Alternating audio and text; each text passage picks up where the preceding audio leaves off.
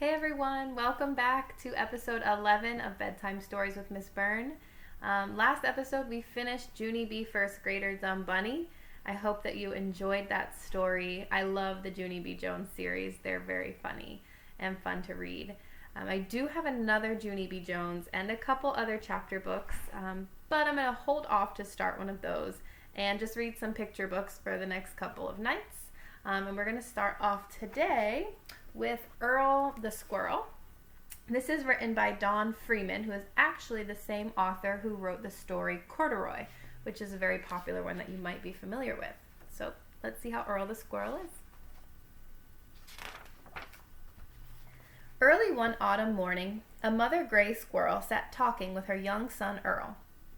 "It's high time you went out and learned how to find acorns on your own," she said.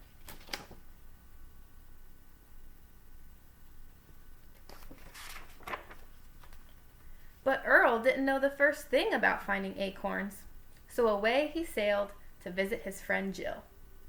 "Good morning, Earl," said Jill.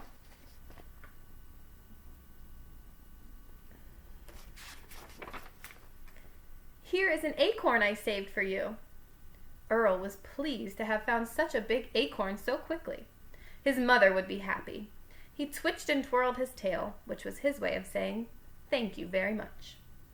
"And here's a nutcracker to help you open it," added Jill. Do you think a squirrel needs a nutcracker?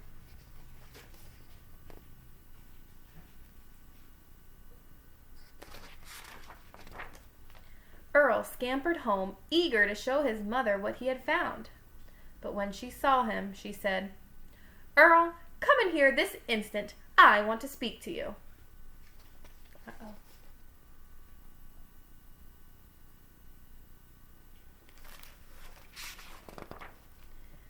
"Who ever heard of a squirrel needing a nutcracker? Why, it's absurd," his mother scolded. "You got it from Jill, didn't you? I'll bet she gave you the acorn, too. That girl is making you into the most spoiled squirrel in the world. Now take that nutcracker right back."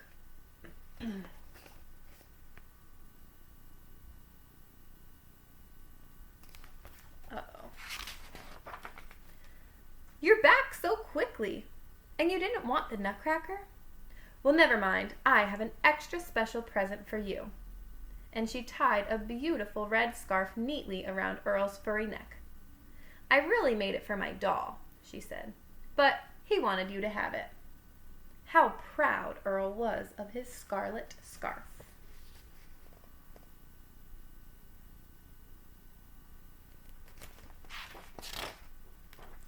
Back home, he sailed with his tail all unfurled.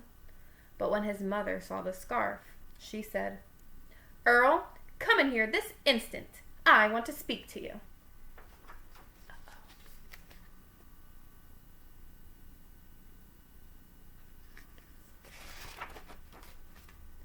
"Who ever heard of any of us needing something around our necks to keep us warm?" his mother fussed. "Now that girl has done it. You are the most spoiled squirrel in the world."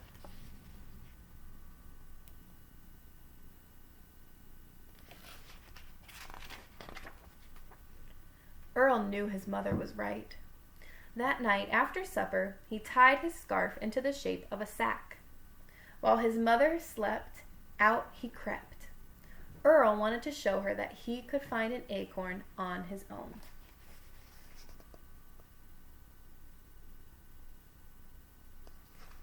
Think he's going to be able to?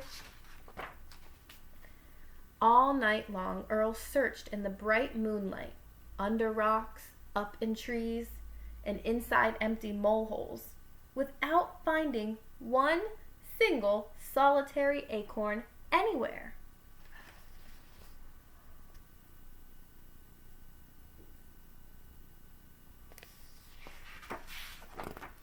By morning, Earl was very tired.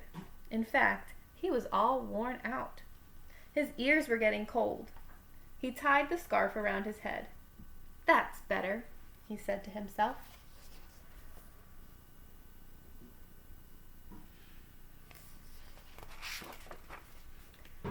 Maybe that's an old squirrel hole for me to sleep in, thought Earl.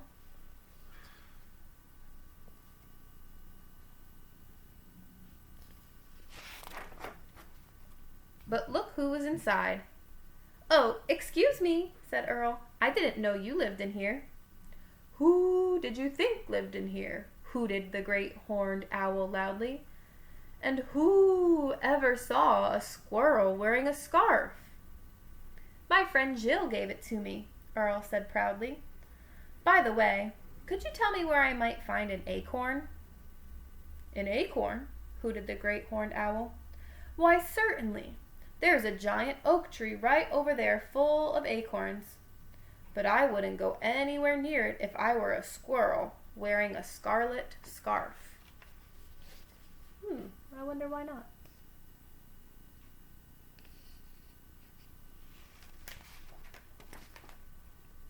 Conrad the bull would not like it one bit.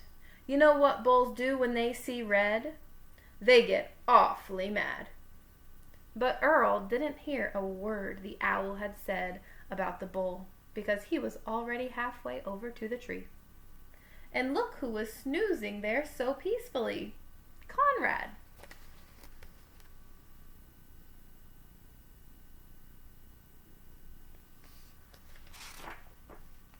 Earl hopped up on top of the bull's burly back.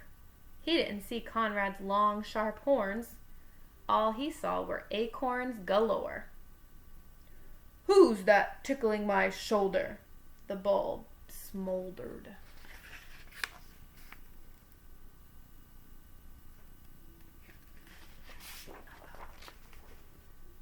Earl didn't see Conrad's nose.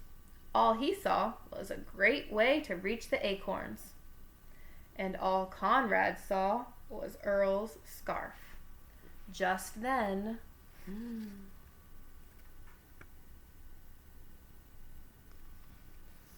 what's gonna happen? Conrad got awfully mad. With one flying leap, Earl escaped up into the tree, but his scarf had come untied.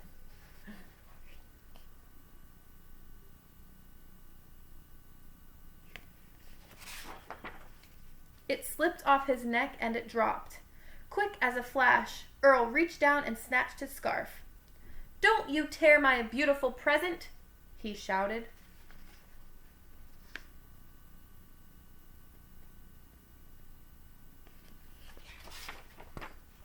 Conrad snorted and charged with all his might. He charged right into the tree and his horns got stuck. He pulled and yanked until he shook poor Earl out of the tree.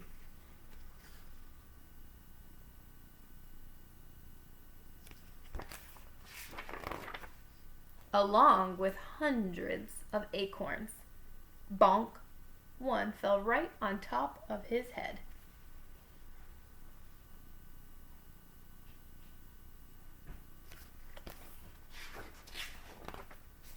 "Thank you, Mr. Bull," said Earl politely. "I didn't mean to put you to all this trouble. I needed only one acorn, but I guess I'll take two. Tomorrow, I'll be back for more." After tying 2 acorns in his scarf sack, Earl threw it over his shoulder and hurried back home as fast as he could scamper. Conrad grunted and groaned until at last, with a powerful yank, he freed his horns from the tree. Down the hill he reeled, head over hoofs, until he was out of sight.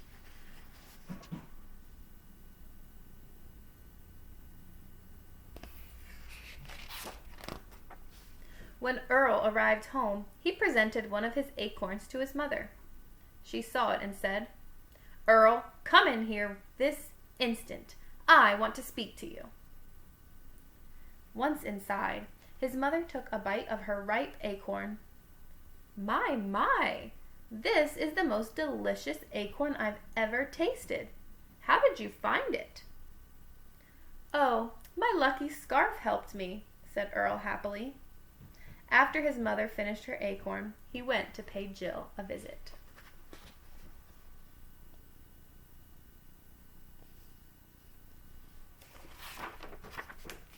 On the windowsill, sitting very still, was Jill's doll. After taking out the acorn, Earl tied his scarf around the doll's neck. "Here, sir, I don't think I need this anymore." Then Earl gave his tail an extra twirl, and before he swept away, he left the acorn for Jill. The next night the moon was full, and Earl returned to the giant oak tree. Thanks to Conrad, there were plenty of acorns scattered on the ground for tomorrow. But tonight, Earl scampered up to a high branch and picked one for himself.